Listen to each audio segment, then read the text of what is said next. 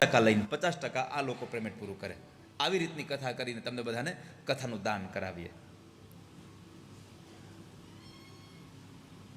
તો મેં ગઈકાલે જાહેર કર્યું કે આવતો રંગોત્સવ કાં તો દ્વારકા અને કાં તો ડાકોર કરીશું. પણ એક મહોર મારી દઉં, આવતો ઉત્સવ ઠાકોરજી કરશે તો દ્વારકા કરીશું. 7 દિવસ દ્વારકામાં ગીત ગાવું, દ્વારકામાં બેસીને જ ગાશું. દ્વારિકાનો નાથ મારો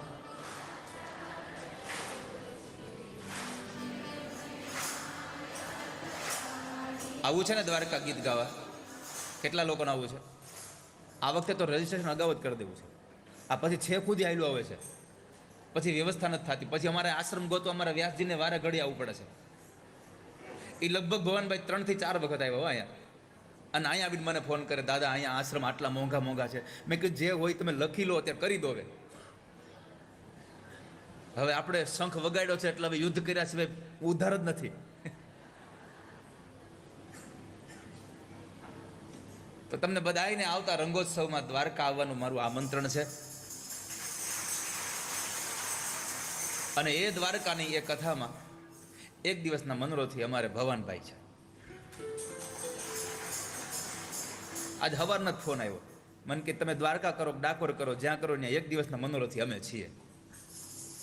હજી એક કથા પૂરી નથી થઈ, ત્યાં ફરી પાછા આવતી કથા માટે પણ એક દિવસના મનોરથી. તો એકવાર આ પરિવારને ખૂબ તાળીઓથી વધાવીએ.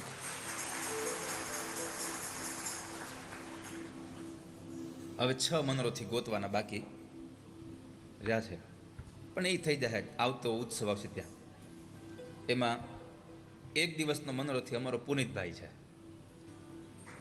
અગાઉથી આંગળી ઊંચી કરે, અમારું નામ લખી દે કે દ્વારકામાં. અને દ્વારકામાં તો હું પુનિતને કહીને બા તો કદાચ એકલો જ કહે કે હા વાંધો નથી, હું બેઠો છું દ્વારકા. એટલો ભરોસો દ્વારકા વાળાનો હે ને.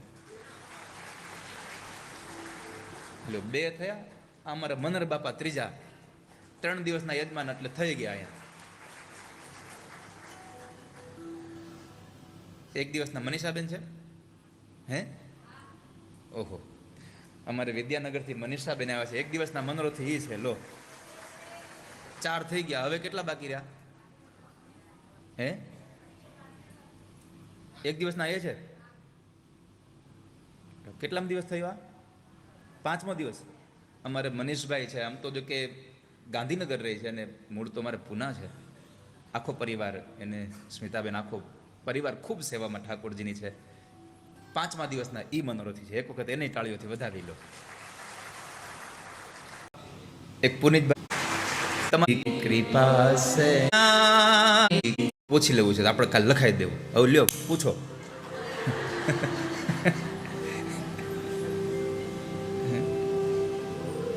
હજી વૈષ્ણવો ત્યાં બેહી રહ્યા સમજો વિનુભાઈની.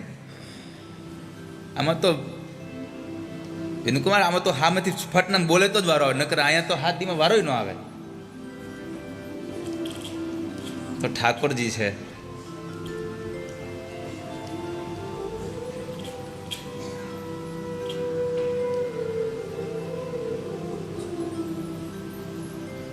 ફાગણ સુદ પાંચમથી ફાગણ સુદ 12.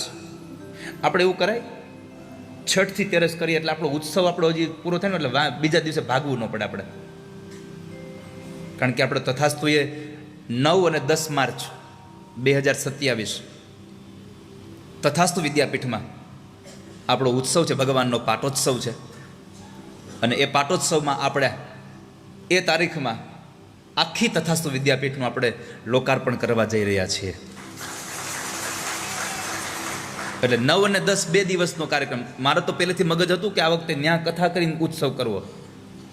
ભવનભાઈ, મારી તો ઈચ્છા હતી કે ઉત્સવ કથા કરીને કરવો, પણ મારી મગજમાં હાલતું હતું કે દ્વારકા એક વખત રંગોત્સવ કરવા જાવો છે તો ઠાકોરજીએ ઈ કરી દીધું. એ તો થાય છે તો ન્યાય થાય, બીજી કથા કઈ ઉપાધિ નથી. તો રંગોત્સવ ન્યાય થશે. પણ રંગોત્સવની કથા આપણી આ 13 માર્ચ છે, એના બદલે 14 માર્ચ. 14 માર્ચથી 20 માર્ચ દ્વારકામાં કથા છે 2027. લખી રાખજો મનોરથીઓ બધાય. 14 માર્ચથી 20 માર્ચ 2027 રંગોત્સવ રાધે રાધે પરિવારનો દ્વારકામાં છે. એકવાર ભાવથી શ્રી દ્વારિકાધીશ કી.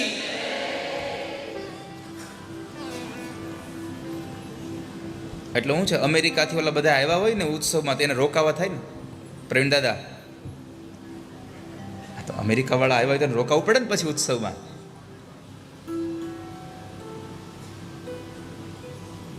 તો આપણે મૂળ પ્રસંગે ત્યાં હતા કે ભગવાન બ્રહ્માને પણ જો ભગવાનના દર્શન કરવા હોય તો ભગવાનની ઈચ્છાથી થાય છે. પ્રભુ દર્શનની ઈચ્છા બ્રહ્માજીને થઈ અને ભગવાને આ લીલા માટે થઈને બ્રહ્માજીને પ્રેરણા કરી.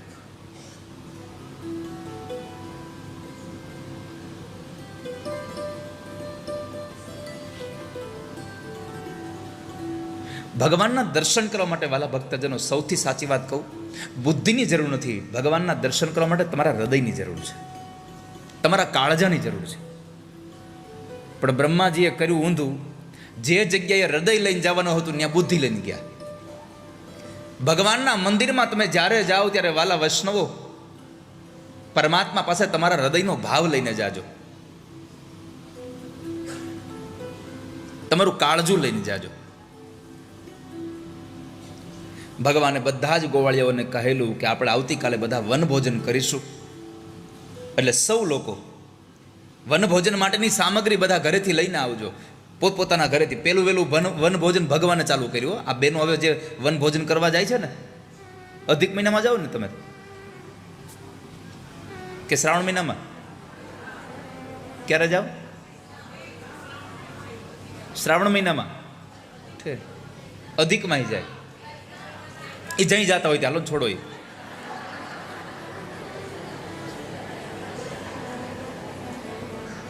તમે જે વન ભોજન કરવા જાઓ છો એની શરૂઆત આપણા ઠાકોરજી કરાવી છે, પ્રભુએ કરી છે. ગોવાળિયાઓને બધાને કીધું કે તમારા ઘરેથી ભાતનો બધી જ વસ્તુ સામગ્રી લઈ આવજો, આપણે કાલે બધા અહીંયા વન ભોજન કરીશું. વન ભોજનનો અર્થ છે કે આપણા ઘરનું ભોજન આપણે બધાને વહેંચીને ખાઈએ, આપણે બધાને આપીને ખાઈએ, બધા સાથે બેસીને જમે. આમ આમ આમ ગોળાકારમાં બધા બેહી ગયા હોય ને બધાના ભાતા વચ્ચે હોય. કોઈના ઘરેથી હુખડી આવી હોય, કોઈના ઘરેથી રસાવાળા મગ આવ્યા હોય, કોઈના ઘરેથી લાપસી આવી હોય, કેટલું આવ્યું હોય.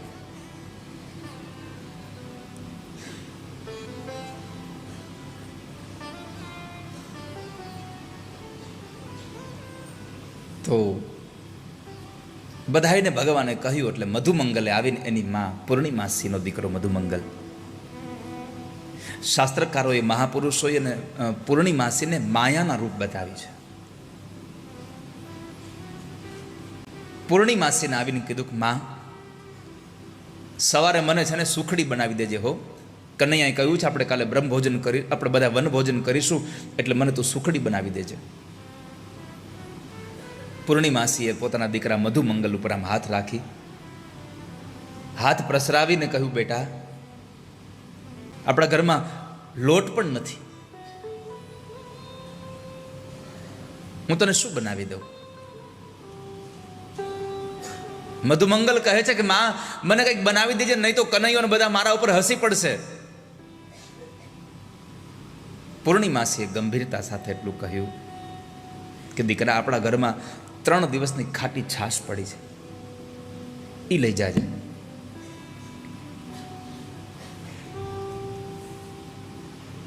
ભગવાન બધાને જે પ્રેરણા કરી હતી ભગવાને એ પ્રમાણે બધા લોકો લઈને બીજે દિવસે સવારે નીકળે છે.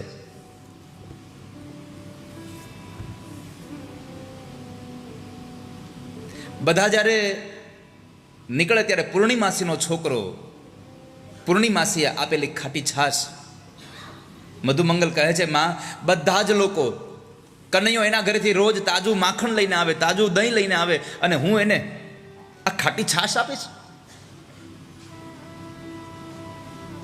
પૂર્ણિમાસીએ કહ્યું કે દીકરા એક કામ કર, તને આ ખાટી છાશ દેવામાં શરમ આવે તો કનૈયાને કહેજે, કનૈયા મારી માએ તારા માટે કંઈક મોકલાવ્યું છે, જો આ.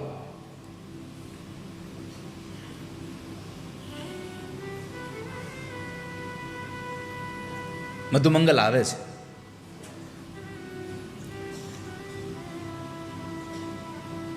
બધા જ ગોવાળિયાઓની સાથે ભગવાન કૃષ્ણ પણ વાછડાઓને લઈને જંગલમાં જાય છે.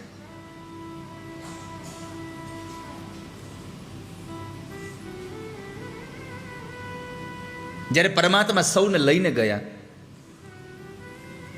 બધા વાછડાઓને ચરાવતા ચરાવતા મધ્યાંતરનો સમય થવા આવ્યો એટલે ભગવાને કીધું ચાલો આપણે હવે.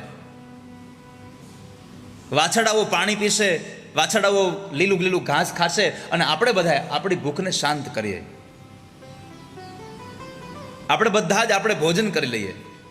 ક્ષુધાર્દિતાહ, આવો શબ્દ ભાગવતજીના 13મા અધ્યાયમાં, 10મા સ્કંદના 13મા અધ્યાયમાં 6ઠા શ્લોકમાં ક્ષુધાર્દિતાહ શબ્દ વાપર્યો છે કે ચાલો આપણે જમી લઈએ. એક શંકા ઉદ્ભવ થાય છે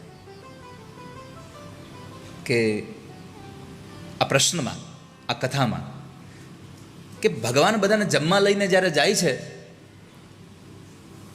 તો પેલા અજગરના મોઢામાં જ્યારે બધા ગયા તો ઝેર હતું, તો એ ભગવાનના બધાના જે ગોવાળિયાઓની સાથે જેટલું કંઈ ભોજન હતું એ બધામાં ઝેર નહીં ભળી ગયું હોય.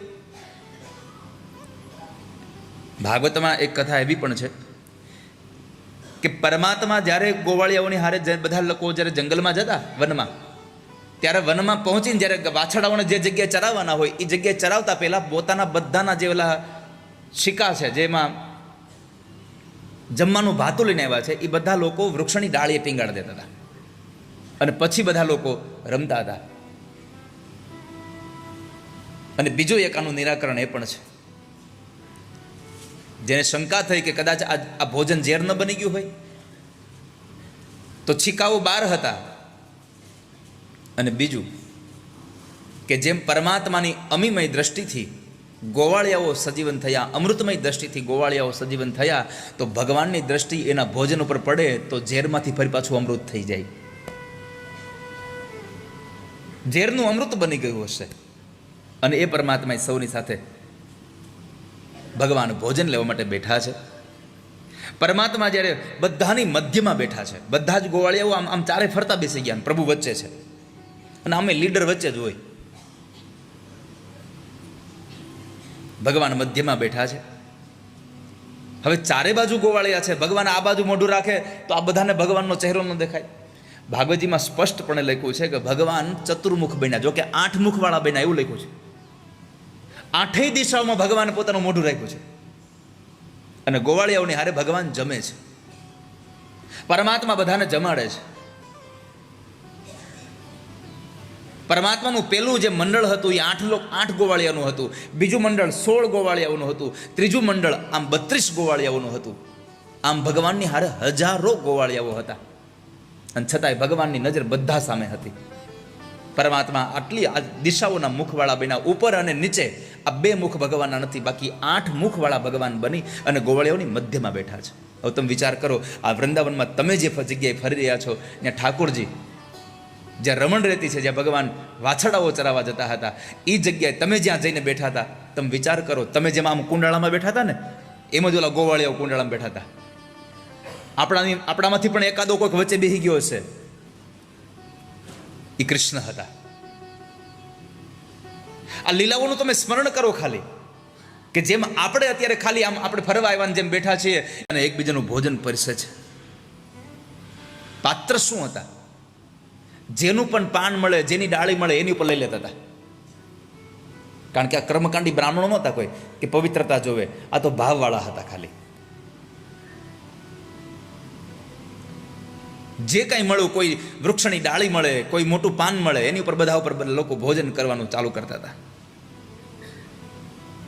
બુભુજુહુ કૃતભાજનાહ, જેને જે મળ્યું એને પાત્ર બનાવી દીધું. બીજું પવિત્રતાની વાત કરીએ તો વૃંદાવનથી વધારે પવિત્ર સંસારમાં બીજી ધરતી કઈ હશે જ્યાં ઠાકોરજી ઉઘાડા પગે ચાલ્યા છે, જ્યાં પ્રભુએ વેણુ નાદ કર્યો, બ્રહ્મનાદ પણ ભગવાને શબ્દનાદ પણ અહીંયા કર્યો છે, નાદ બ્રહ્મનું પણ અહીંયા ભગવાન રાખ્યું, વેણુ વગાડી.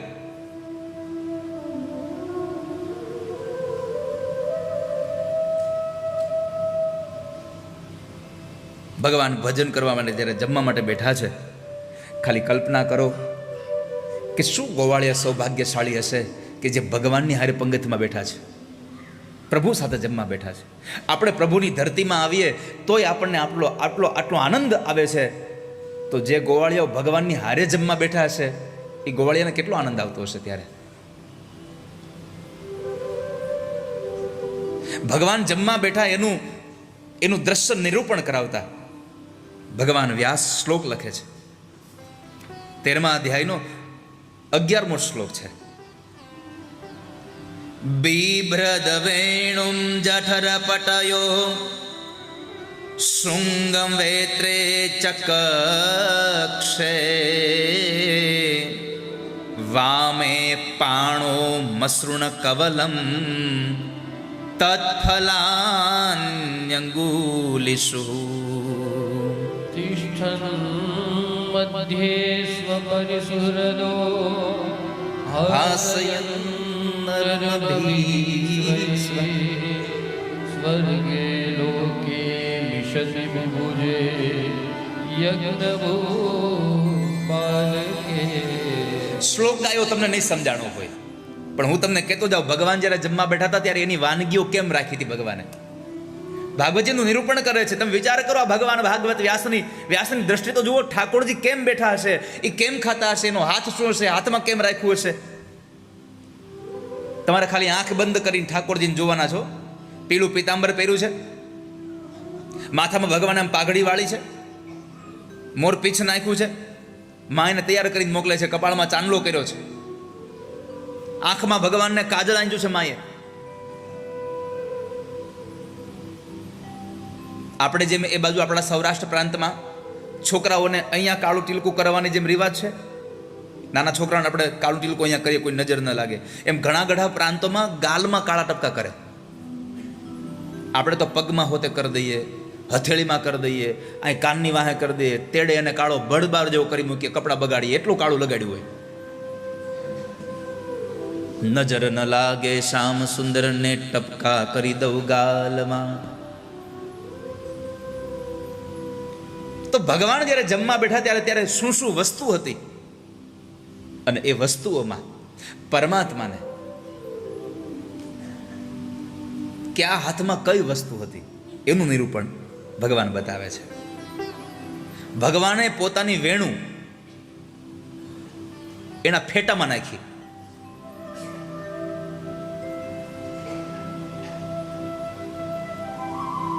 ભાગવતજીમાં લખ્યું છે ભવનભાઈ, ખાલી કૃષ્ણ વેણુ નહોતા વગાડતા હો, જેટલા ગોવાળિયા હતા એ બધા વેણુ વગાડતા હતા. જેટલા ગોવાળિયા હતા એ બધા શૃંગી વગાડતા હતા, શિંગડાઓ વગાડતા, શિંગ.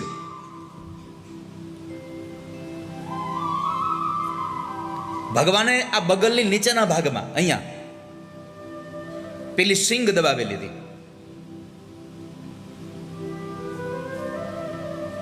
અને પછી પરમાત્માના હાથની અંદર મસૃણ કવલમ, દહીં અને ભાતનો, મીઠા ભાતનો, દહીં અને મીઠા ભાતનો કોળિયો ભગવાનના હાથમાં છે. ભગવાન જમવા માટે જે અથાણાઓ ભેગા લાવ્યા હતા, કૃષ્ણ ખાવાના શોખીન બહુ હતા, એટલે 56 ભોગ વધારે એને જ થાય છે. કાલે તમે જે ભોગ કર્યો ભગવાનને અન્નકૂટ, કાલે આપણે અહીંયા કર્યો અન્નકૂટ.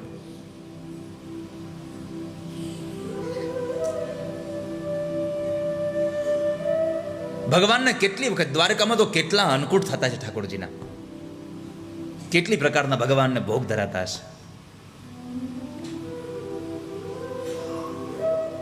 તો ભગવાને ભાત અને દહીંનો જે કોળિયો છે હાથમાં લીધો છે,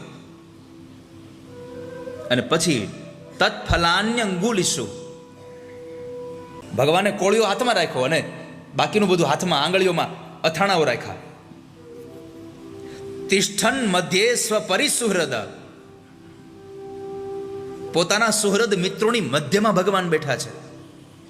તિષ્ઠન મધ્યે સ્વપરિસુહૃદો હાસયન નર્મભીઃ સ્વહે, હસતા હસતા બધાની હારે ખાય છે.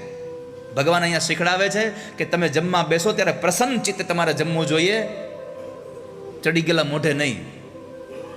જો તમે પ્રસન્નચિત્ત વગરના જમવા બેસશો તો તમને ભોજનનો આનંદ નહીં આવે.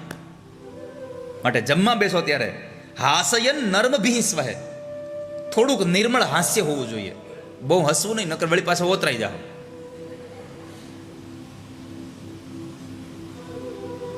સ્વર્ગે લોકે મિશતિ બુભુજે યજ્ઞ ભોગ બાલ કેલી. ભગવાન પોતાની નાની નાની એવી હાસ્યસભર વાતોમાં બધાને હસાવતા હસાવતા ઠાકોરજી બધાને ભોજન કરાવે છે. અને સૌથી ભાગવતજીમાં લખ્યું છે કે ભગવાનના આટલા બધા મિત્રો હતા, એમાં સૌથી હસમુખો કોઈ હોય અને હવની અણી કાઢે એવો કોઈ હોય, મધુમંગલ હતો. ગમે તેની પટ્ટી ઉતારે, કૃષ્ણ જેવા કૃષ્ણની ઉતારી દે. અમુક અમુક લોકો જેવા એ બોલે એટલે આપણને હસવું બંધ જ ન થાય. એ હોય ની બેઠા હોય તો આપણો સમય ક્યાં આવ્યો છે ખબર ન પડે.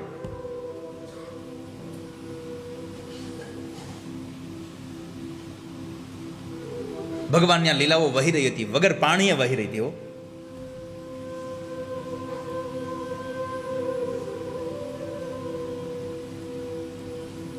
ભગવાન બધાને જમાડતા હતા.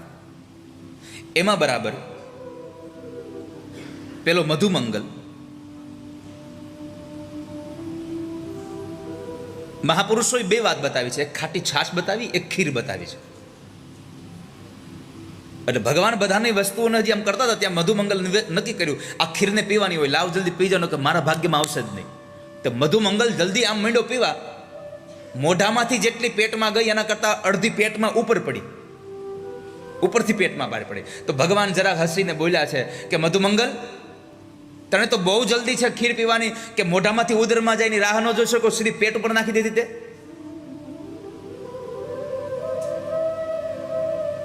એક કથા એવી પણ છે કે મધુમંગલ સભામાં બેઠો નથી. ભગવાન બધા જ ગોવાળિયાને લઈને જમવા બેઠા. મધુમંગલ એક વૃક્ષની પાછળ છે અને અમુક અમુક જણા ગેરહાજર હોય ને તરત જ આપણની આંખમાં આવે કે આ નથી દેખાતું. અમુકની ગેરહાજરી તમને વારે વારે તમને આમ આમ ઇરિટેટ કર્યા કરે કે આ માણસ ક્યાં ગયો. તો આટલા બધા ગોવાળિયાની મધ્યમાં ભગવાનને એક જ વિચાર આવ્યો, બધાને પૂછ્યું કે મધુમંગલ ક્યાં ગયો. કારણ કે ઘણા બધા લોકો એવા હોય કે એ ન હોય ને એટલે કોઈ કંઈ બોલે નહીં, બધું સુમસામ થઈ ગયું હોય. મધુમંગલ કંઈક ને કંઈક વાતમાં કમેન્ટ કર્યા જ કરતો હોય.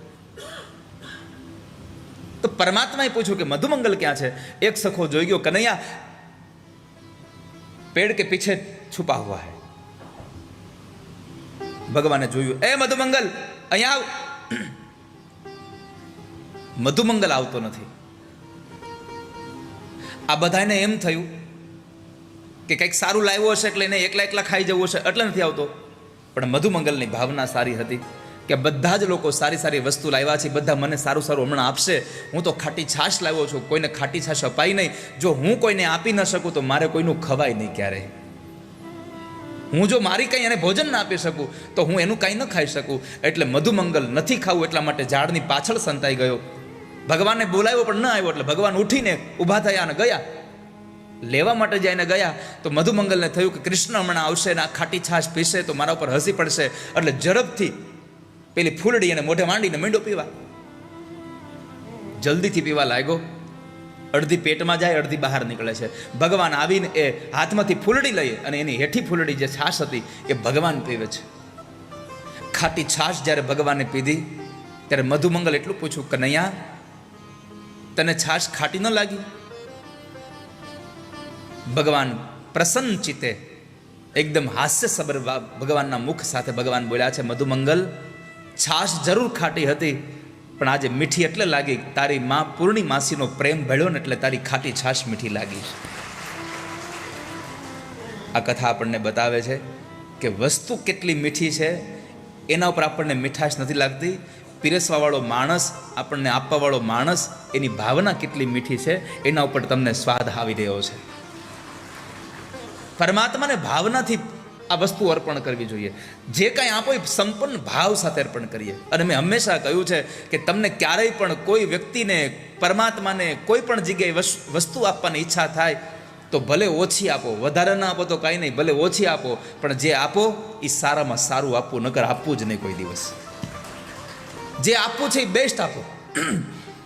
તમારી આપેલી વસ્તુનો જ્યારે જે માણસ ઉપયોગ કરે ત્યારે તમને યાદ કરીને રાજી થાય અને એનું અંતરાત્મા ઠરે. જો એનો અંતરાત્મા ઠરે તો એના આશીર્વાદ તમને મળ્યા વગર રહી જ ન શકે. બધાનું ભોજન કર્યું એટલે ગોવાળિયા હોય આમ એક સાથે ઉત્સુકતા સાથે પૂછ્યું, કનૈયા તું ક્યાં શું લાવ્યો છે? ભગવાને માટીની ફૂલડી આમ ખોલી તો માએ સરસ મજાનું તાજું દહીં આપેલું હો. ભગવાન પોતાના આંગળાઓથી બધાને દહીં આપે છે, બધાને પીરસે છે. એમાં બધાને પીરસતા પીરસતા ફૂલડીમાં દહીં થઈ રહ્યું ને એક ગોવાળિયો બાકી રહી ગયો. ભગવાનને કીધું, કનૈયા હું બાકી છું, મને આપ. ભગવાન કહે છે કે સખા હવે નથી, આમાં તો થઈ રહ્યું. પેલો મિત્ર કહે છે કે હું કઈ ન જાણું, મને દહીં આપ. ભગવાને કીધું પણ હું લાવું ક્યાંથી? તો કે તારે જે કરવું હોય તે કર, પણ મને દહીં આપ. ભગવાને કીધું એક કામ કર, આ ફૂલડી બાય દહીં નથી, પણ મેં મારા હાથથી બધાને આપ્યું ને, એટલે મારા આંગળાઓમાં દહીં ચોટ્યું છે, આ તું ચાટી જા હાલે. ભગવાનની પાસે નજીક આવેલો ગોવાળિયો ભગવાનનો હાથ પકડી અને ભગવાનના આંગળાઓ ચાટે છે. પણ એક આંગળો ભગવાનનો મોઢામાં નાખ્યો અને પછી સીધું જ બોલ્યો કે આજ દધી મીઠો મીઠો મદન ગોપાલ, એસો સ્વાદ કબહુ ન ચાખ્યો. દહીં તો મીઠું હતું જ, પણ દહીં કરતા વધારે હાથ, કનૈયા તારો હાથ બહુ મીઠો હતો. આજ દધી મીઠો મીઠો મદન ગોપાલ, એસો સ્વાદ કબહુ ન ચાખ્યો. ભગવાનનો હાથ એટલો મીઠો હતો. ભગવાનના બધા જ આંગળામાંથી દહીં ચાટી ગયા પછી પણ આંગળા ચાટવાનું બંધ નહોતો કરતો એ ગોવાળિયો. ભગવાને કીધું એલા દહીં થઈ રહ્યું, હવે આંગળા હોતે ચાટી જઈશ, આંગળા ચાવી જઈશ હમણાં. ગોવાળિયાએ કહ્યું, કનૈયા શું વાત કહું, કેટલો મીઠો રસ આવે છે તારા હાથમાંથી. પ્રભુ હાથે જમાડતા હોય. હવે વિચાર કરો, ઠાકોરજીના હાથનું એ દહીં એ ગોવાળિયો ખાતો હશે. અને એના કરતાં વિશેષ વાત ભગવાન વ્યાસે એ કરી કે જે ગોવાળિયાએ દહીં ચાટ્યું ભગવાનના હાથમાંથી, ભગવાનના આંગળા ચાટ્યા, એના એ જ આંગળા ઠાકોરજી પોતે ચાટતા હતા પાછા. સંતોની પ્રસાદી, ભગવાનની પ્રસાદી આપણને ગમે છે. અમુક અમુક વ્યક્તિનું જૂઠાણું તમે ખાઈ જાઓ ને તોય તમારા વિચાર બદલી જાય. મહાપુરુષોનું જૂઠાણું ખાઈ જવું. એટલે જ નારદજીએ પૂર્વાશ્રમમાં સંતોની સેવા કરી અને સંતોએ જ્યારે પતરાવાળીમાં જમી લીધું, એ પતરાવાળીઓને લઈને જ્યારે નારદજી મૂકવા જતા હતા એમાં જૂઠાણું પડ્યું હતું થોડું. સંતોને આવીને પૂછ્યું, બાપજી તમે આજ્ઞા કરો તો હું આ તમારો પ્રસાદ લઉં? સંતોએ હા પાડી. ભાગવતજીમાં લખ્યું છે કે નારદજીએ એ સંતોનો જમેલો એઠો પ્રસાદ જ્યારે લીધો પ્રસાદના રૂપમાં અને એના ઉદરમાં ગયું તો નારદજી પોતે બોલ્યા છે કે મારા ભવના પાપ બળી ગયા હોય ને આવો અનુભવ મને થવા લાગ્યો. જો સાધુઓનો, સંતોનો જૂઠો પ્રસાદ મળી જાય, આપણને થાય કોઈનું હેઠું હું પીવું, પણ અમુક અમુક વ્યક્તિઓનું જૂઠાણું લેવામાં પણ મજા છે વાલા ભક્તજનો. જૂઠાણું લઈએ એમાં ઘટના ઘટી કે ભગવાન ગોવાળિયાઓની હારે જમે છે ત્યાં બરાબર ગોવાળિયાઓની નજર પડી કે જે ગોવાળિયાઓના વાછડાઓ હતા એ દૂર ક્યાંક નીકળી ગયેલા. ગોવાળિયાઓ બધા સંત્રસ્ત બની ગયા, દુઃખી થઈ ગયા. પોતાનું ભોજન છોડીને પોતાના ગોવાળિયાઓ પોતાના વાછડાઓને લેવા માટે થઈને ઊભા થવા લાગ્યા. ભગવાને બેસાડી દીધા. તાન દ્રષ્ટવા ભય સંત્રસ્ત તાનુચુદે કૃષ્ણોસ્ય ભયમ. તાન દ્રષ્ટવા ભય સંત્રસ્ત તાનુચે કૃષ્ણોસ્ય ભય. ભગવાને બધાને ભયભીત જોઈ અને આશ્વાસન આપીને કીધું તમે ચિંતા ન કરો, આપ બેસો. તમારા ભાઈને દૂર કર્યો ભગવાને, આપ બેસો, તમે ભોજન મૂકીને જાઓ નહીં, હું જાઉં છું. મિત્રાણ્યા શાનમાં વિરમત, તમે ચિંતા ન કરો, હું જાઉં છું. અને પછી ભગવાન ગયા. ભગવાન કેવી રીતે ગયા? સપાણી કવલો યયો. ભગવાન ગોવાળિયાઓની મધ્યમાંથી ઉઠ્યા પણ સપાણી કવલો, ભગવાન હાથમાં કોળીઓ લઈને દોડ્યા છે. પોતે ખાધું નહીં, પોતાના હાથમાં કોળીઓ લઈ અને વાછડાઓને લેવા માટે ભગવાન દોડ્યા, પ્રાર્થના કરે છે. અને મોહ ક્યારે ઉતરે ખબર છે? જેનો આપણને મોહ થયો હોય ને એ જ સામે આવીને કોઈ ઊભું રાખે ત્યારે. મેં ઘણી વાર કહ્યું છે, બ્રહ્માજીને મોહ હતો કે હું સર્જન કરું છું, એટલે ભગવાને પણ સર્જન કરીને બતાવ્યું કે હું કરી શકું છું. જેને જેનો અહંકાર આવ્યો હોય એનાથી જ ઉતારવો પડે. હાથ તેલવાળા થાય એટલે સાબુથી જ હાથ ધોવા પડે તો જ તમારા હાથનું તેલ જાય. પણ આપણને ખબર હોવી જોઈએ કે સાબુ બનાવવા માટે થઈ અને તેલ આપણી કહેવત છે ખબર, ઝેર ઝેરથી ઉતરે. આ વાતને ઊંધી લેતા નહીં હોય, કોઈકને ઝેર પીધું પાછું વધારે ઝેર પાતા નહીં, હમણાં ઉતરી જાય. જેને જે વસ્તુનો અહંકાર છાપ્યો હોય એને એનાથી ઉતરે. બ્રહ્માજીને અહંકાર હતો કે હું સર્જન કરી શકું, ભગવાને સર્જન કરીને ભગવાને બ્રહ્માનો અહંકાર ઉતાર્યો છે. અને પછી જ્યારે પ્રાર્થના કરીને કીધું, પ્રભુ હું તમને ઓળખી ન શક્યો, મને ક્ષમા કરી દો. નૌમીડ્યતે ભ્રવપુષે તડિદંબરાય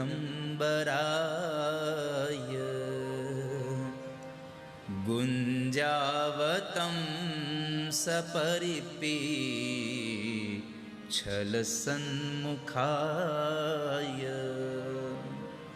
વન્યસૃજે કવલવેત્ર વિષાણવેણો લક્ષ્મશ્રિયે મૃદુપદે પશુપાંગજાય. ભગવાન, હું તમને ઓળખી ન શક્યો, મને ક્ષમા કરો.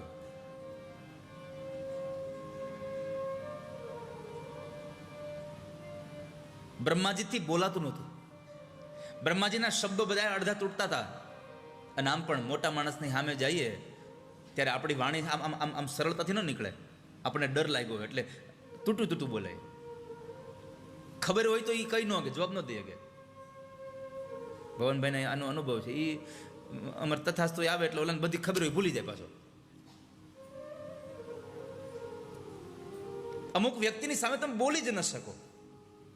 બ્રહ્માજી ભગવાન પાસે બોલી નથી શકતા એટલે ભગવાનને એટલું જ કહ્યું, નૌમીડ્યતે ભ્રવપુષે તડિદંબરાય. ભગવાન મને ક્ષમા કરી દો.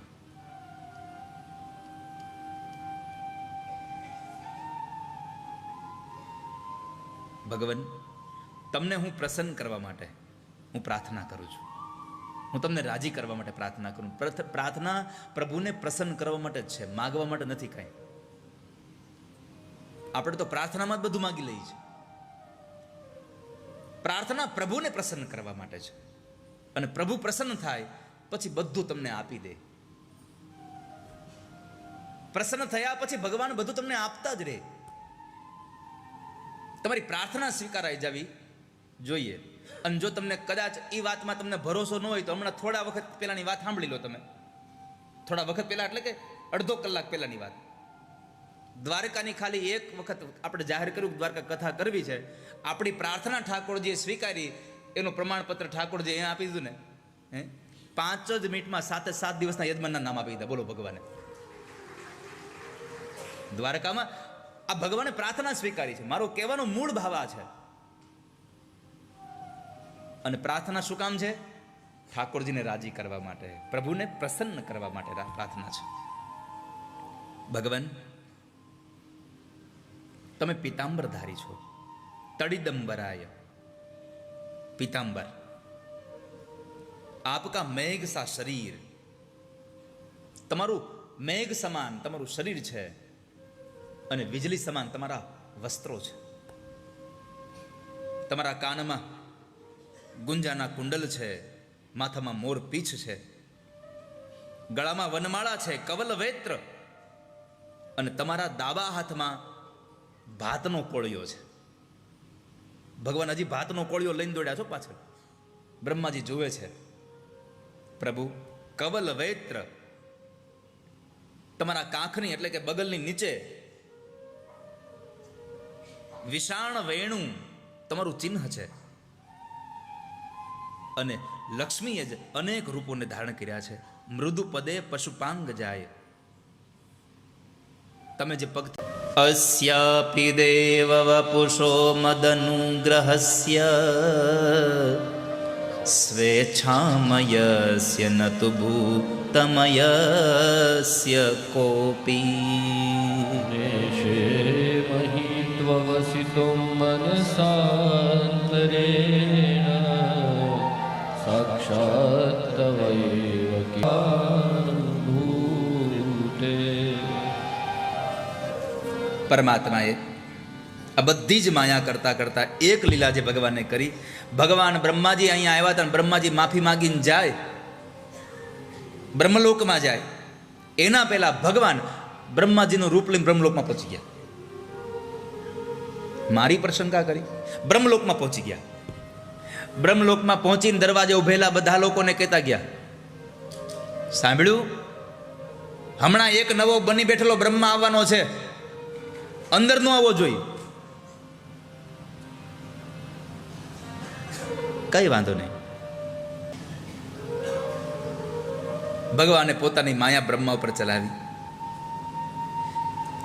જેને જેને ભગવાનમાં અવિશ્વાસ થયો છે એના ઉપર પરમાત્માએ માયા ચલાવ્યા વગર રહેવા જ દીધી નથી. બ્રહ્માને ભરોસો નહોતો આ ભગવાન છે, કારણ કે નગર ભગવાને જન્મ પહેલા કીધું હતું કે હું જે લીલા કરું એ બધી જ લીલામાં તમને બધાને ભરોસો હોય તો જ હું આવું, નકર આવું નથી. અને ત્યારે દેવતાઓએ બે હાથ જોડીને કીધું હતું, સત્ય પરમ ત્રિસત્યમ સત્ય છે યોનિ નિહિતમ ચ સત્યે સત્યસ્ય મૃત સત્ય નેત્રમ સત્યાત્મકમ ત્વામ શરણમ પ્રપન્ના. તમે જ 9 વખત બોલ્યા હતા સત્ય સત્ય સત્ય, અને આજ તમને મારી લીલામાં સત્ય ન દેખાણ? તમને મોહ થઈ ગયો કે વાછડા ચરાવી ભગવાન હોય, કોઈના હેઠા આંગળા ચાટાઈ ભગવાન હોય? પ્રભુ તો બધી લીલા કરે વાલા ભક્તજનો. આ તો ઠાકોરજી છે, એની ઈચ્છાથી આવે છે. નિજ ઈચ્છા નિર્મિત તનુ માયા ગુણ ગોપાર. ભગવાનની ઈચ્છા છે. તો એમાં આપણે આપણી બુદ્ધિ લડાવવાની જરૂર નથી. મેં કહ્યું એમ કે બ્રહ્માજી ગયા ખરા ભગવાનના દર્શન કરવા, પણ કાળજુ લઈને ન ગયા, બુદ્ધિ લઈને ગયા, એટલે હેરાન થયા. માટે ભગવાન પાસે જાવું ત્યારે બુદ્ધિ લઈને નહીં, હૃદય લઈને જાવું, જેથી કરી પરમાત્મા પ્રાર્થના સ્વીકાર કરે આપણી. તો આ સૃષ્ટિના સર્જનની કથા એટલે અહીંયા બ્રહ્માજીનો મોહ ભગવાને ઉતાર્યો. આ સંસારમાં જ્યારે જ્યારે પણ આપણે ભગવાનથી વિમુખ થઈએ છીએ ત્યારે ત્યારે પરમાત્માની માયા આપણને હેરાન કરી જાય છે. બ્રહ્માનો મોહ ઉતાર્યો એ કથા બતાવી. ત્યારબાદ ધેનુકાસુર નામનો એક રાક્ષસ ગધેડાનું રૂપ લઈને આવેલો, એનો પણ પરમાત્માએ દાઉદાદાના હાથે ઉદ્ધાર કર્યો. દેહાધ્યાસનો પણ ભગવાને ઉદ્ધાર કરાયો. પછી ભગવાન કાલી દમનની કથા કરે છે. એની લીલા છે. કાલિંદીના ધરામાં કાલી નાગ હતો અને પરમાત્મા ગોવાળિયાઓ સાથે કાલિંદીના ધરા ઉપર રમવા માટે ગયા અને એ દડાને ફટકાવીને માર્યો. અને એ દડો લેવા જવાનો ભગવાનને વારો હતો. પરમાત્મા અંદર ગયા છે. આપણે સૌ કથાથી વાકેફ છીએ, પણ મારે તમને એમાંથી ખાલી જે રસ નીકળ્યો એ કેવો છે કે ભગવાને બધા રાક્ષસોને માર્યા પણ કાલી નાગને ન માર્યો. એનું કારણ હતું કાલી નાગ ઇન્દ્રિયાધ્યાસ છે. આપણા શરીરની આ લીલાઓ છે બધી. પરમાત્માએ એને માર્યો નહીં, પણ એનો નિગ્રહ કર્યો, એની સાથે યુદ્ધ કરી અને એમને પોતાના વશ કરી અને કાલિંદીના ધરામાંથી કાઢી અને રમણદ્વીપમાં મોકલ્યો. રમણદ્વીપનો અર્થ છે જે જગ્યાએ ભગવાનનું ભજન થતું હોય એ સ્થાન રમણદ્વીપ કહેવાય. તો રમણદ્વીપમાં પરમાત્માને મોકલે છે. ન માર્યો એના 3 કારણો છે. એક, ઇન્દ્રિયાધ્યાસ છે એટલે ન માર્યો. બીજું, નાગ પત્નીઓએ એને પ્રાર્થના કરી કે પ્રભુ આને મારીને અમને વિધવા ન કરશો. અને ત્રીજું, એક નાતે એ કાલી નાગ ભગવાનનો દીકરો ગણાય, કારણ કે કાલિંદીના ધરામાં હતો અને કાલિંદી ભગવાનના પત્ની છે, એટલે પોતાના પત્નીના ઉદરમાં બાળક છે, એના હું પોતે બાપ થાવ એટલે બાપના નાતે ખાલી દંડ આપ્યો પણ એને માર્યો નહીં. અને આ 3 કારણે કાલિંદીના ધરામાંથી કાલી નાગને કાઢ્યો, રમણદ્વીપમાં મોકલ્યો. અને જ્યારે ભગવાનને 5 ફણાઓ સહિત સમર્પિત થયો ત્યારે પરમાત્મા એની ફણાઓ પર બહાર આવી અને અંતે જ્યારે ભગવાન નૃત્ય કરે છે, દેવતાઓ પુષ્પના ટોપલાથી વધાવે અને નાગપત્નીઓ પરમાત્માને સુંદર મજાના એવા મોતીથી વધાવે. અને આપણો જૂનાગઢનો નરસિંહ મહેતા લખે છે, થાળ ભરી સજ મોતીડે નાગણે કૃષ્ણને વધાવ્યા, નરસૈયાના નાથ પાસેથી નાગણી નાગ છુડાવ્યો. હે જળ કમળ છાની જાને મારા. સ્વામી અમારો જાગશે જાગશે તને મારશે અમને. પ્રબળ બની જાય છે ત્યારે ઉપવાસ કરી લેવા. ભગવાને એને માર્યો, એનો નિગ્રહ કર્યો, એની કથા બતાવી. પછી કાલિંદના ધરા ઉપર જે વૃક્ષોની અંદર ઝેર લાગી ગયેલું હતું એને બાળવા માટે પરમાત્માએ દાવાગ્નિ લગાડ્યો. ભગવાને દાવાગ્નિનું પાન કરી સૌ ગોવાળિયાઓને બચાવ્યા. ત્યાર પછી ભગવાન ગોપાલ બન્યા. પરમાત્મા ગાયો ચરાવતા થયા એટલે ભગવાન ગોપાલ બન્યા. શરદ ઋતુને વર્ષા ઋતુનું વર્ણન બતાવ્યું અને એ શરદ ઋતુ અને વર્ષા ઋતુના વર્ણનમાં પણ શરદ ઋતુમાં નવું જળ સરોવરમાં આવ્યા છે. આખી પ્રકૃતિએ શૃંગાર કર્યો છે, 16 કળાએ ખીલી છે. અને ભગવાન જંગલમાં જ્યારે જાય છે ત્યારે જંગલના પુષ્પોનો શૃંગાર કરે છે, વૃક્ષના પત્રનો શૃંગાર કરે ભગવાન. બરહાપીડમ નટવર વપુ કર્ણયો કર્ણિકારમ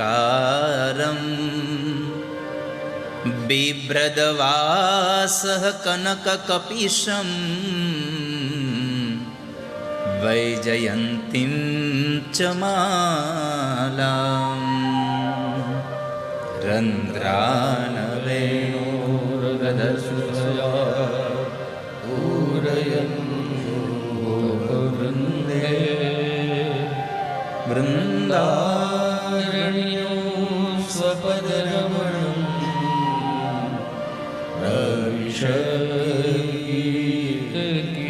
ભગવાન શૃંગાર કરીને વનમાં આવે છે. ભગવાન ત્રિભંગ લલિત બને અને એ ત્રિભંગ લલિત બન્યા પછી ભગવાન જ્યારે પોતાની વાંસળીને અધરાર્પિત કરે છે, પરમાત્મા વેણુ નાદ કરે છે. કોઈ વસ્તુનો પ્રારંભ થાય તો અથ લખવું જોઈએ. પણ ભાગવતમાં બે સ્તુતિ એવી છે કે જેમાં અથથી નહીં ઇતિથી પ્રારંભ થયો. એક દાદા ભીષ્મએ ભગવાનને સ્તુતિ કરી, ઇતિમતિ કલ્પ પિતા વિતૃષ્ણા, અંત આવી ગયો. નહીં તો પેલા આવે અથ અને પૂરું થાય ત્યારે ઇતિશ્રી રેવાખંડે આવું આવે. પણ અહીંયા પેલું આવ્યું ઇતિમતિ રૂપ કલ્પિતા વિતૃષ્ણા અને વેણુ ગીતમાં પ્રારંભ થયો. ઇતિ વેણુ રવમ રાજન સર્વભૂત મનોહરમ વ્રજસ્ત્રિયઃ સર્વા વર્ણયન્ત્યોభిરેભિરે. ઇતિ વેણુ રવમ રાજન સર્વભૂત મનોહરમ. ભગવાનની વાંસળી બધા જ જીવાત્માને મંત્રમુગ્ધ કરનારી છે, આકર્ષણ કરવા વાળી છે, પોતાના તરફ ખેંચવા વાળી છે. અને ભગવાને વેણુ વગાડી. ગોપીઓ ઘરમાં કામ કરતી હતી, કામ મૂકી દીધા. જો સાસુ ને સસરા ઘરમાં હોય ને બહાર નીકળાય એમ ન હોય અને છતાંય કૃષ્ણ પાસે જવું છે તો શું કરવું? સાસુને ખબર ન પડે એમ પાણીના માટલા ઠલવી નાખે અને પાણી ભરવાના બહાને પાણીડાની વાટે રે જીવન જોવા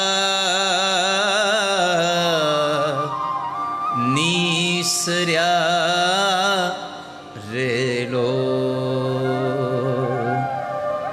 એવી રૂડીને રંગીલી રે વાલા તારી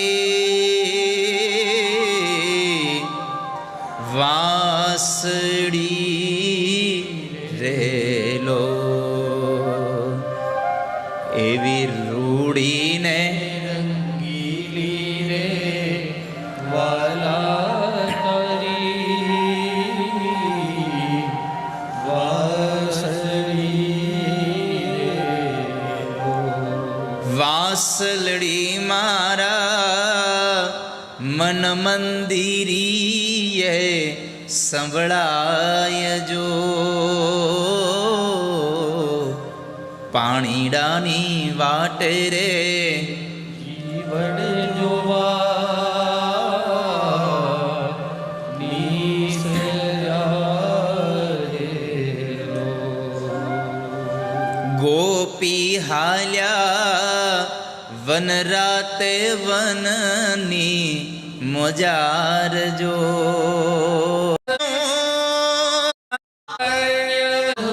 જેને ઉભા રહી જાય છે પોતાના પતિને સાથે લઈને જાય છે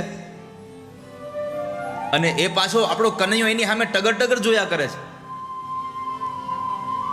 બીજી વાત બેન, આપણા કરતા તો આ હરણીઓ બધી જ ભાગ્યશાળી છે. આપણે તો સાસુ સસરા ઘરવાળો નાય પાડે, આ તો એનો ઘરવાળો હારે આવે છે.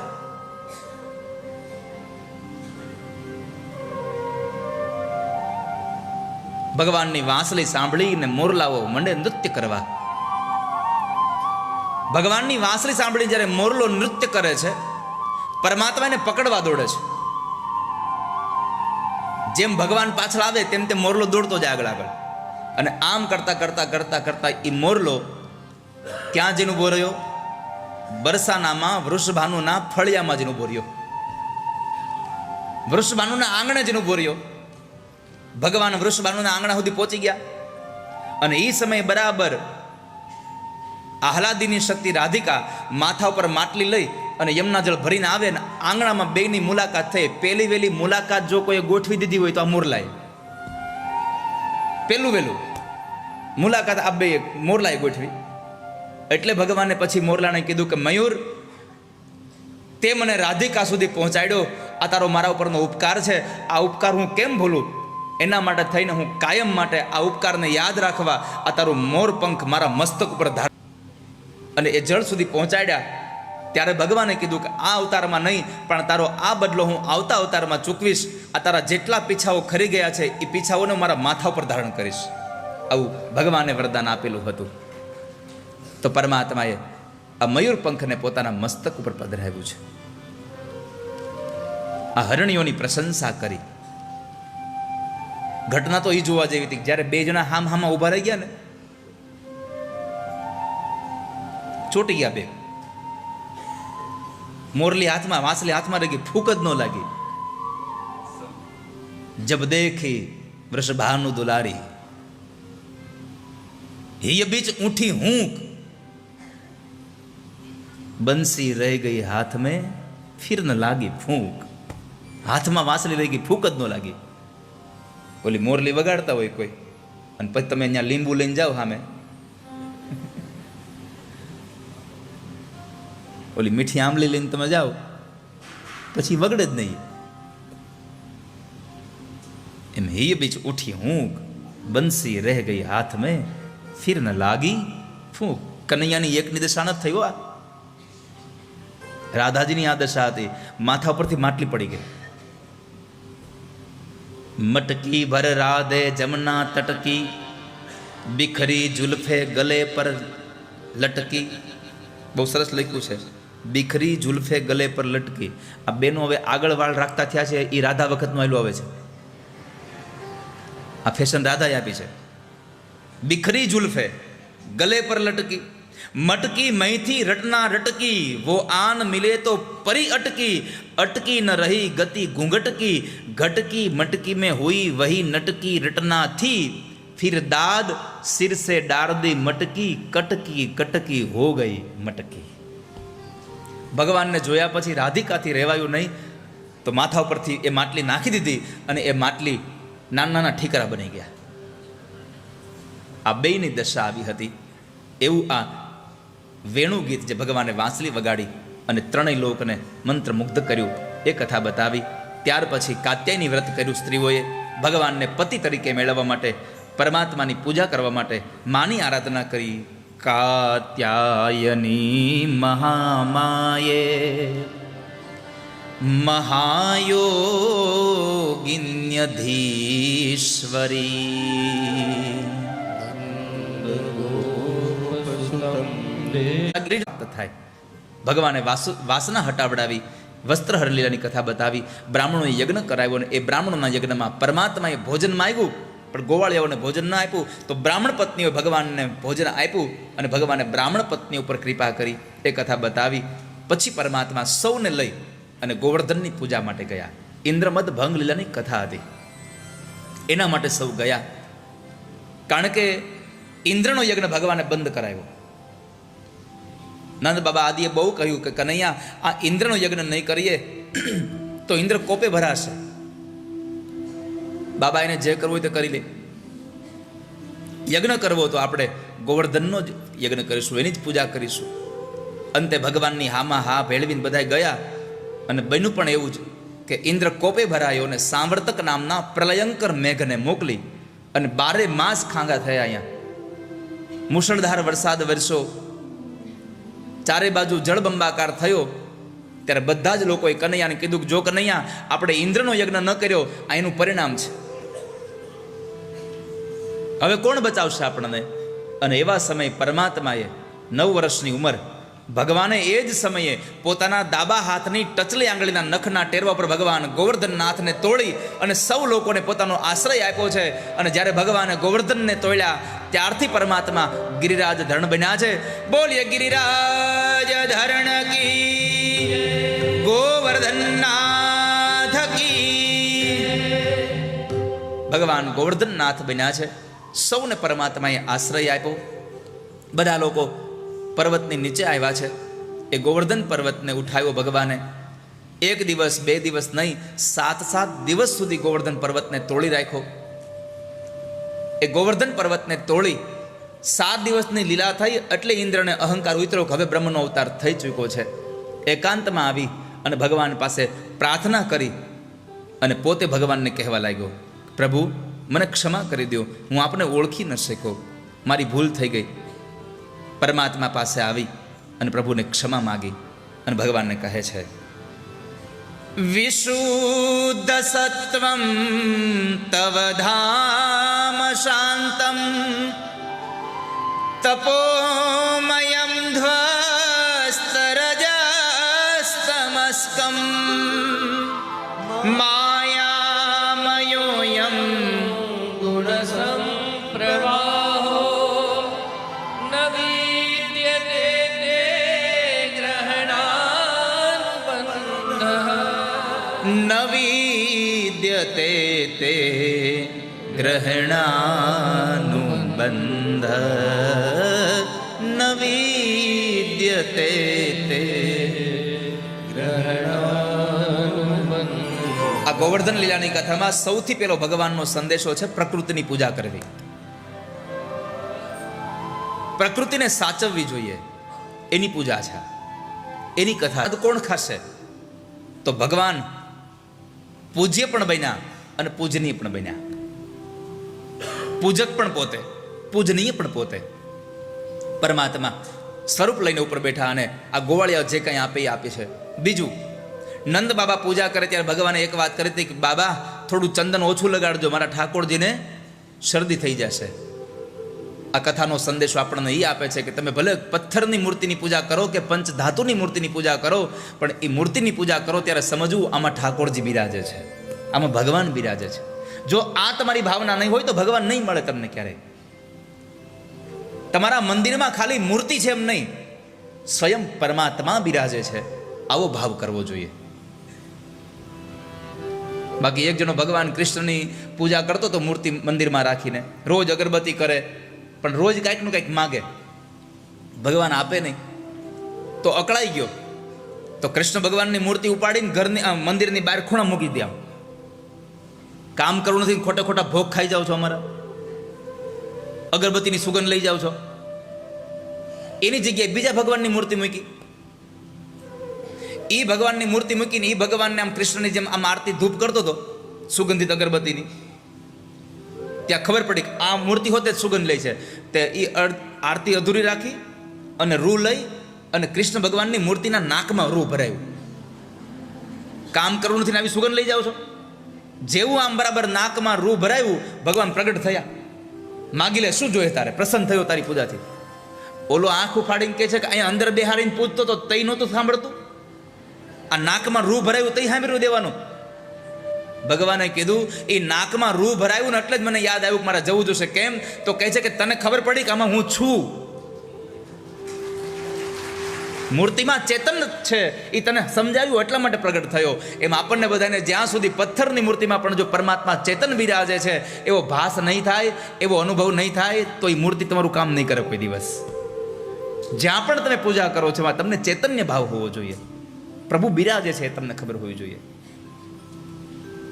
શાલિગ્રામ ભગવાન આટલા જ અમથા હોય ઘરમાં, પણ ઠાકોરજીમાં છે એ પથ્થર નથી, એ શાલિગ્રામ છે. આવો ભાવ તમને થાય તો પરમાત્મા પ્રસન્ન થાય. ઘરમાં પંચધાતુની મૂર્તિ પધરાવી હોય અને એ મૂર્તિમાં તમને પરમાત્મા દેખાતા હોય તો તમારું કામ થાય. તો શ્રદ્ધાની વાત બતાવી ભગવાને અહીંયા. અને અંતે 7 દિવસની લીલા કરી અને ઇન્દ્રએ આવીને ભગવાનને ક્ષમા પ્રાર્થના કરી, પ્રભુ મને માફ કરી દો. ઇન્દ્રનો અહંકાર ભગવાને ઉતાર્યો. એની આ કથા છે. બીજો એક સંદેશો એ છે, 7 દિવસ ભગવાને પર્વતને તોડ્યો. એમાં કટાક્ષ રીતે, ઇનડાયરેક્ટલી રીતે આપણને અહીંયા ભગવાને સંદેશો મોકલ્યો છે કે તારું આ શરીર પણ ગોવર્ધન પર્વત છે અને આને મેં જ ઉઠાવ્યો છે. જેમ ગોવાળિયાઓની હારે ભગવાન પર્વત તોડે અને ગોવાળિયામાં લાકડીનો ટેકો આપ્યો. આ કથાનો સૌથી અગત્યનો સંદેશો કે ભગવાને પર્વત તોડ્યો એટલે બધા જ લોકોએ લાકડીનો ટેકો આપ્યો. આ કથા એક કહેવા માંગે છે કે આ સંસારમાં, આપણી જ્ઞાતિમાં, આપણા સમાજમાં, આપણા પરિવારમાં કોઈ નાનો માણસ કોઈ મોટું કામ હાથમાં લઈ લે તો સમાજના બધા જ વ્યક્તિઓએ પોતાનો સહકારનો ટેકો એને આપવો જોઈએ, લાકડીનો ટેકો આપવો જોઈએ. મોટા માણસોએ પણ ટેકો આપ્યો છે, પણ આપણે સમાજમાં શું થાય, નાનો માણસ કોઈ મોટું કામ હાથમાં લે એટલે મોટા માણસો અદપાડીને બેહે, જોવા દો ક્યાં સુધી જાય છે, ટેકો ન આપે એને. જો તમારો ટેકો હોય તો માણસ નાનો પણ સમાજ માટે મોટું કામ નિર્માણ કરી શકે.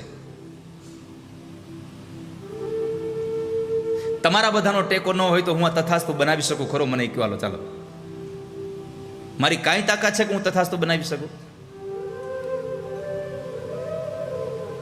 તો તમે બધાએ સહકાર આપ્યો છે એટલે તથાસ્તુ વિદ્યાપીઠ નિર્માણ થઈ રહી છે. એક એક વસ્તુઓની સેવા તમે કરી રહ્યા છો. આજે અમારે દિશાબેન અને હિરેનભાઈ પૂજા પ્રજાપતિ અમારે યોજના લઈને 2 બેન્ચીસની સેવા સવિતાબેન ચુનીભાઈ પંચાલ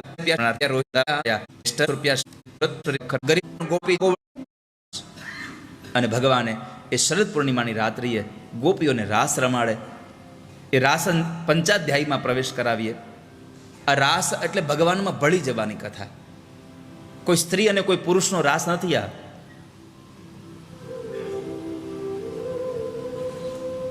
આત્માનું મિલન શિવ સાથે થઈ જાય એની કથા છે. આ જીવ અને શિવના મિલનની કથા એટલે રાસ છે.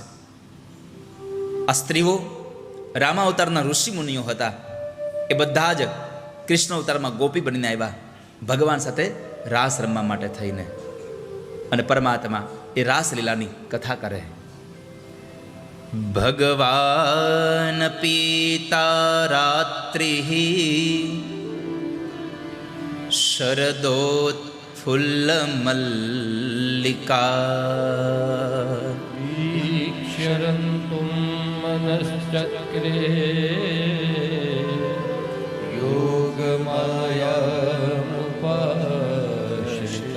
યોગમાયા ઉપાશ્રિતા. ભગવાને યોગ માયા સાથે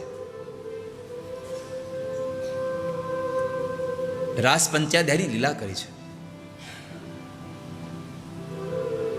પરમાત્માએ અડધી રાત્રિએ, મધ્યરાત્રિએ ભગવાન જંગલમાં જઈ, વનમાં જઈ વેણુ નાદ કરે અને એ વેણુને સાંભળી અને જે ગોપીઓને કાનમાં અવાજ પડ્યો એ બધી જ ગોપીઓ ભગવાન પાસે દોડી આવે છે. પરમાત્મા પાસે આવે એટલે પરમાત્માએ સ્વાગત કર્યું છે બધાનું. સ્વાગતમ વો મહાભાગા પ્રિયમ કિમ કરવાણિવ